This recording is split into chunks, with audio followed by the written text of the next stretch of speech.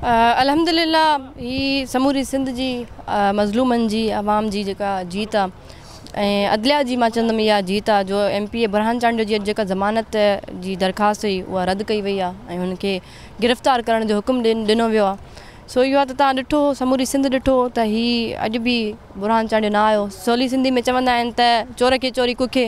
सो ही ऑनरेबल अदालत फ़ैसिलो ॾेई चुकी आहे त ही मुलविस आहिनि ऐं ही ॾिसो त हिननि खे पाण खे ज़ाहिर आहे हिकिड़ो जेको कातिल आहे जंहिं क्राइम कमिट कयो आहे उनखे उनखां वधीक ॿियो केरु बाख़बर नथो थी सघे त मां केतिरो मुलविस आहियां केतिरो न आहियां। सो हिननि खे शुरू खां वठी इहो अंदाज़ो हुयो त कानून खां असां नथा बची सघूं ऐं इन कानून जे आसिरे अदलिया जे आसिरे ई मां ही हेतिरी वॾी जंग विड़ा पई थी हिननि जागीरदारनि सरदारनि सां। सो अलाह जो शुक्र आहे। बाक़ी MPA सरदार चांडियो जी जेका ज़मानत कंफर्म कई वई आहे उनखे असां चैलेंज कंदासीं। असांखे मथे वारा प्लेटफॉर्म्स आहिनि, हाई कोर्ट आहे, सुप्रीम कोर्ट आहे।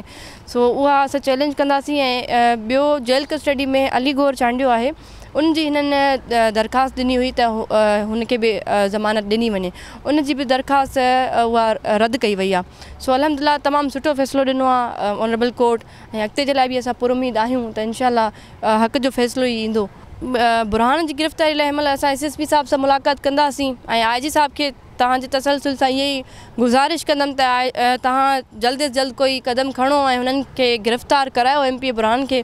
अदरवाइज़ असांजो लाइ अमल इलाही सख़्तु हूंदो। असां 5 बजे ताईं अॼु शाम ताईं पुलिस खे टाइम ॾियूं था त हुननि खे गिरफ़्तार कनि। अदरवाइज़ असांजो लाइ अमल असां जोड़ींदासीं। सॼी सिंध जी अवाम खे मां इहो ई चवंदमि त असां ॾिसूं प्रोटेस्ट कंदासीं शाम 5 बजे ऐं सभिनि खे मुंहिंजी इहा ई गुज़ारिश आहे त अची करे तव्हां जॉइन कयो। सरदार जी अबेटमेंट आहे उन जे करे हुनजी बेल फ़िलहाल कंफर्म कई वई आहे ऐं असां ऑनरेबल कोर्ट जो जेको बि फ़ैसिलो आहे उन ते असां मुतमइन आहियूं।